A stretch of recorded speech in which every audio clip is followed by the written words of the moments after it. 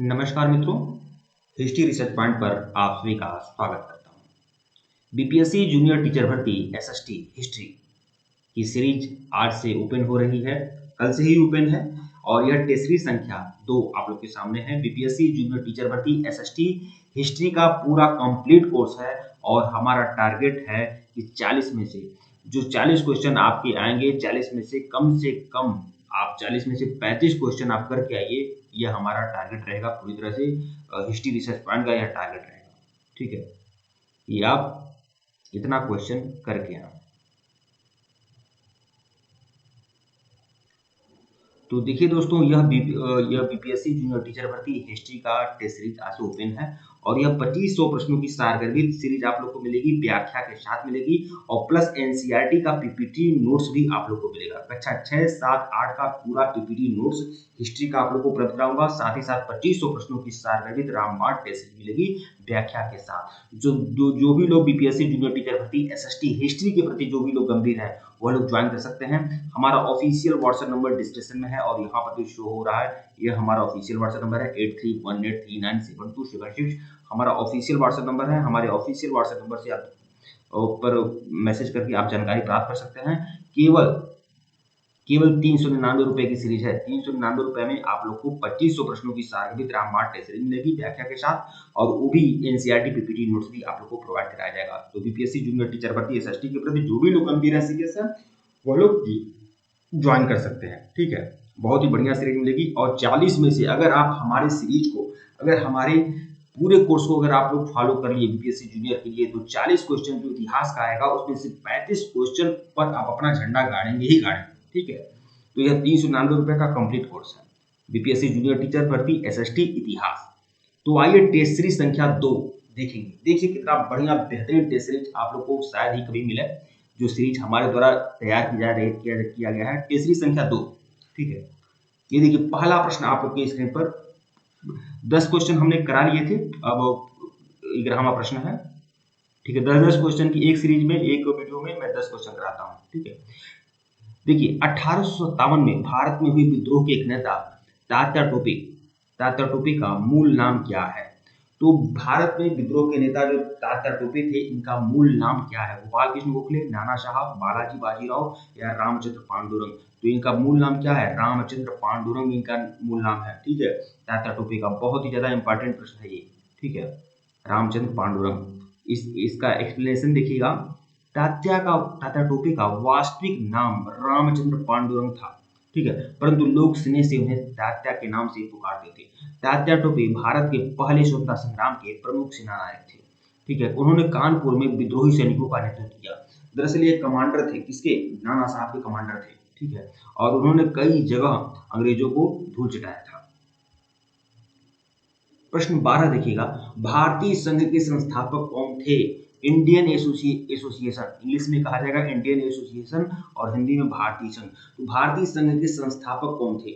मतलब यह जो संस्था है इंडियन एसोसिएशन, इसके संस्थापक कौन थे? एकदम चुनिंदा प्रश्न है, बार बार परीक्षा में आने वाले प्रश्न है। दादा भाई नौरोजी, बाल गंगाधर तिलक, ए.ओ. ह्यूम और सुरेंद्रनाथ बनर्जी। तो सुरेंद्रनाथ बनर्जी होंगे, सुरेंद्रनाथ बनर्जी जो इंडियन एसोसिएशन के संस्थापक थे, सुरेंद्रनाथ बनर्जी। ठीक है, और इन्होंने भारतीय राष्ट्रीय कांग्रेस का अधिवेशन किया था। कब? 1895 में भारतीय राष्ट्रीय कांग्रेस का अधिवेशन किया था पुणे में। ठीक है, और 1902 में अहमदाबाद में भारतीय राष्ट्रीय कांग्रेस का अधिवेशन करते हैं ये।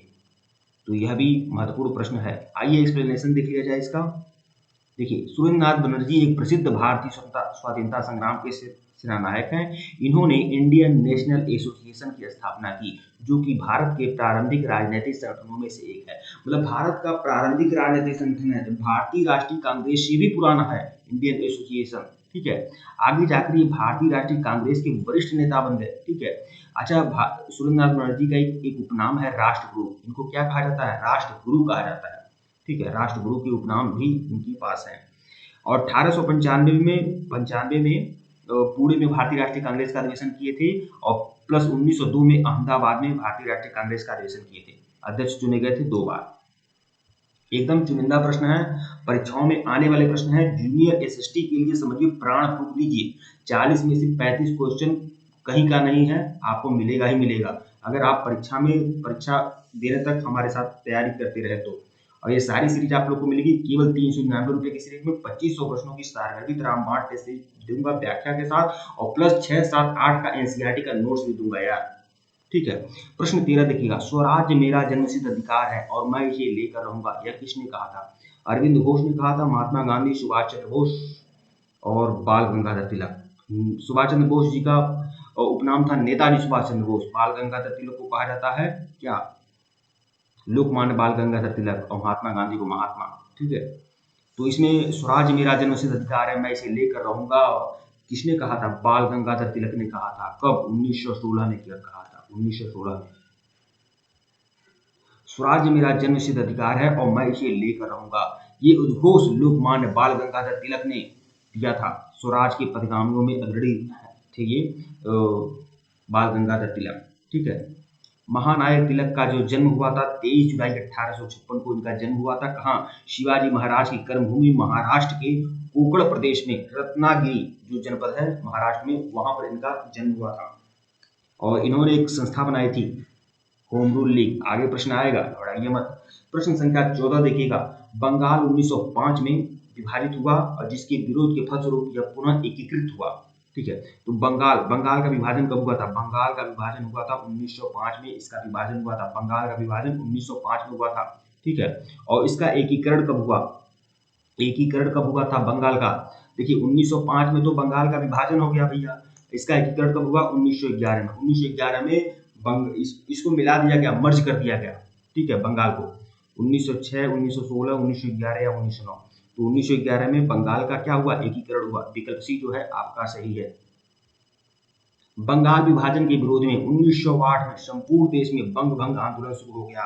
इस विभाजन के कारण उत्पन्न उच्च स्तरीय राजनीतिक अशांति के कारण 1911 में दोनों तरफ की भारतीय जनता के दबाव की वजह से बंगाल के पूर्वी, देखिए बंगाल का विभाजन दो भागों में हुआ था, पूर्वी बंगाल और पश्चिमी बंगाल। ठीक है। पूर्वी बंगाल जो था मुसलमान बाहुल्य था, और पश्चिम बंगाल जो था वह क्या था? हिंदू बाहुल्य था। ठीक है। मतलब फूट डालो और राज करो की नीति के तहत यह बंगाल का विभाजन कौन कर देता है? अंग्रेज कर देते हैं। ठीक है।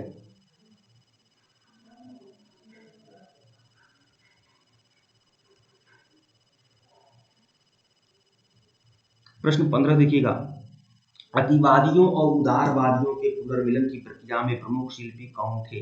अतिवादी का मतलब क्या हुआ है? अतिवादी का मतलब उग्रवादी। ठीक है। उग्रवादी मतलब गरम दल की बात हो रही है। ठीक है। गरम दल और नरम दल।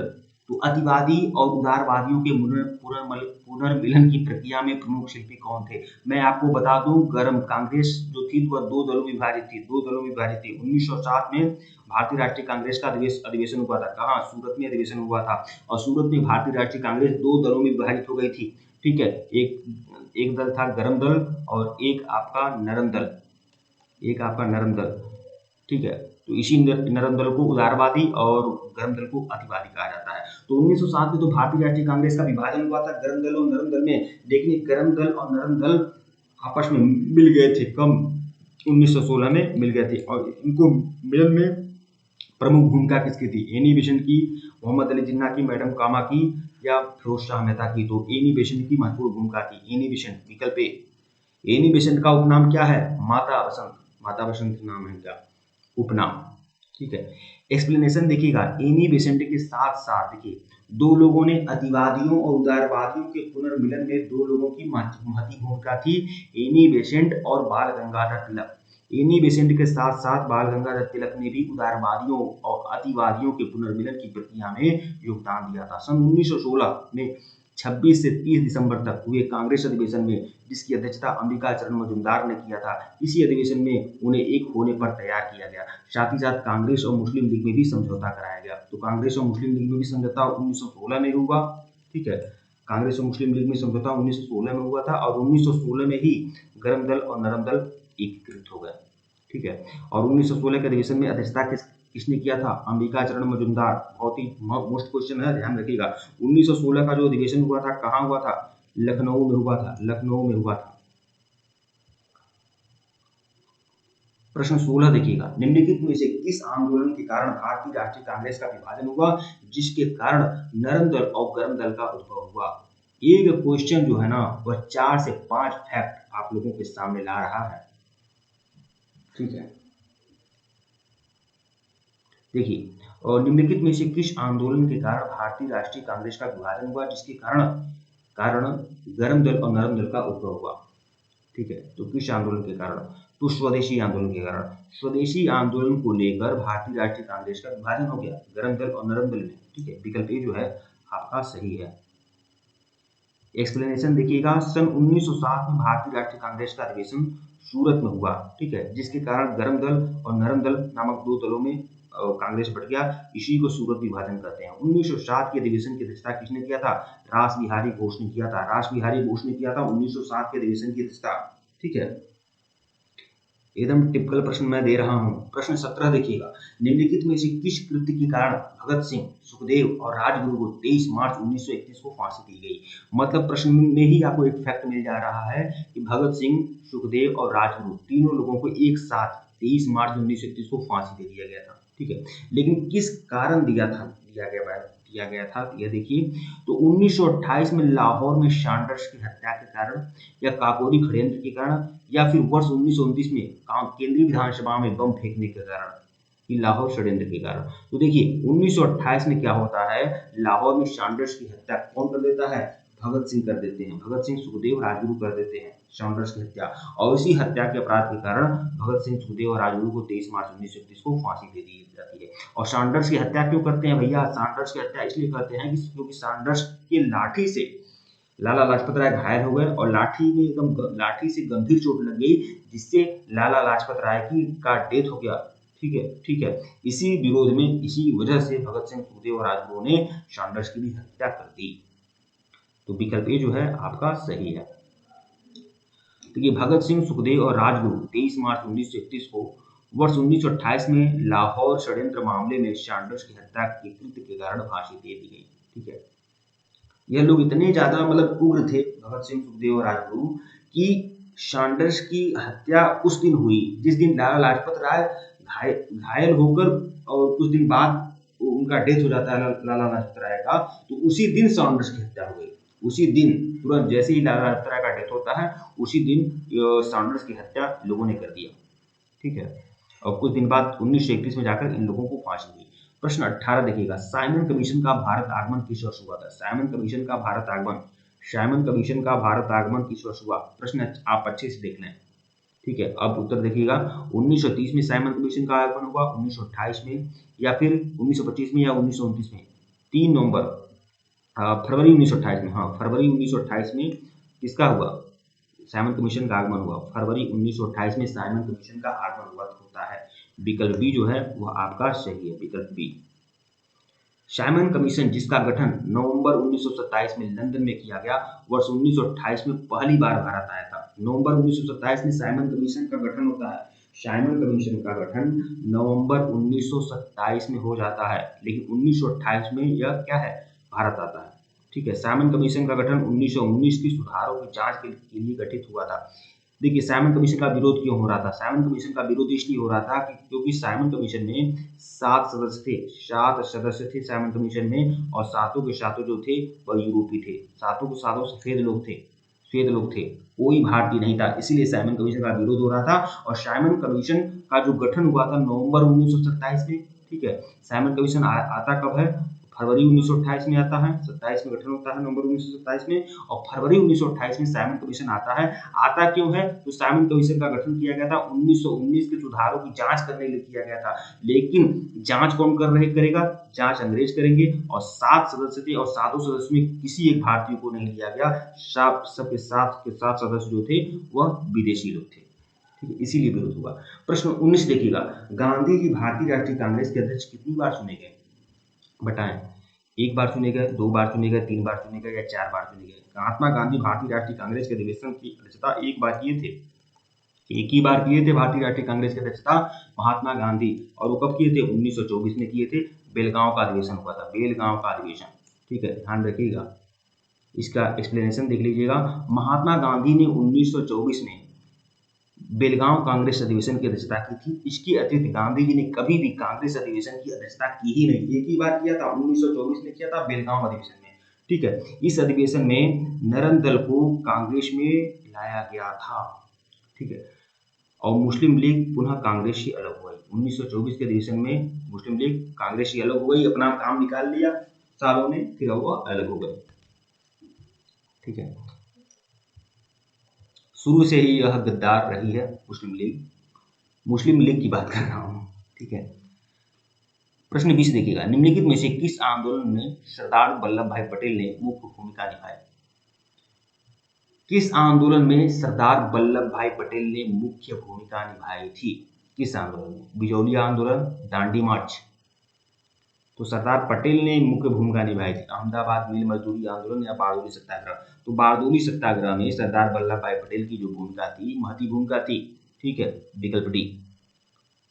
देखिए, बारदोली सत्याग्रह भारतीय राष्ट्रीय आंदोलन का सबसे संगठित, व्यापक एवं सफल आंदोलन रहा है। यह आंदोलन सरकार द्वारा बढ़ाए गए। देखिए, दरअसल क्या हुआ था ना, मैं आपको बता दूं, गुजरात में एक तालुका है बारदोली तालुका। बारदोली तालुका में जो सरकार है वह 30% लगान लागू कर दिया था, और इसीलिए 30% लगान लागू करने के कारण बारदोली तालुका में किसानों ने विद्रोह कर दिया, जिसका नेतृत्व किसने किया था?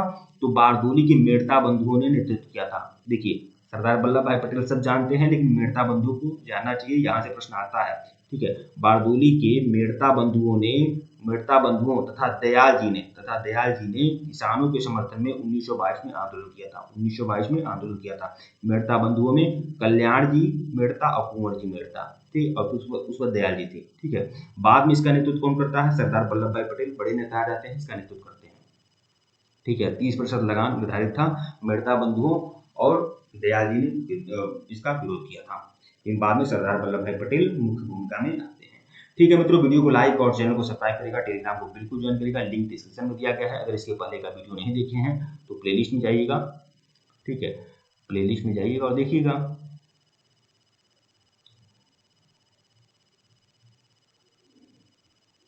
ठीक है मित्रों, वीडियो को लाइक और चैनल को सब्सक्राइब करेगा। धन्यवाद आप लोग को। और यह आप कोर्स ले सकते हैं, इसकी फीस केवल 399 रुपये रखी गई है। 2500 प्रश्नों की सीरीज मिलेगी, व्याख्या के साथ मिलेगी, और साथ ही साथ एनसीईआरटी का पीपीटी नोट्स भी आपको मिलेगा। कुल मिलाकर जूनियर एसएसटी हिस्ट्री कंप्लीट कराऊंगा मैं, ठीक है।